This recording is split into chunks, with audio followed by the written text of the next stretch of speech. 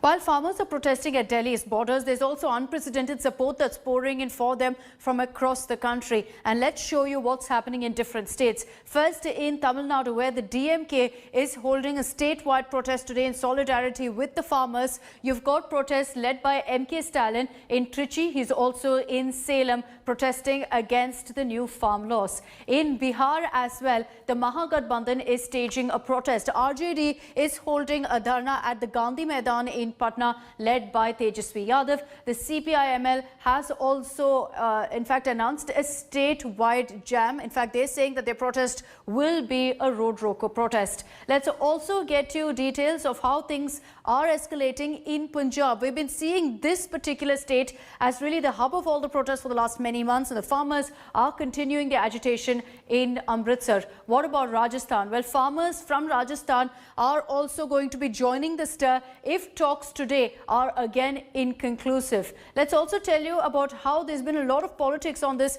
in the state of Bengal, where the TMC has said they will join the farmers' agitation on December 8th, on December 9th as well as 10th. Mamata Banerjee will also be a part of the agitation on December 10th. She's announced that she's going to be holding a protest in Kolkata. So that's what's happening really in West Bengal as well. Remember that Mamata Banerjee spoke to the agitating farmers. A lot of political support that the farmers are getting from opposition parties. Hello everyone, this is Rahul Kamal here. Hope you enjoyed this video. For the latest news and analysis, like and subscribe the India Today YouTube channel, and don't forget to press the bell icon to stay updated.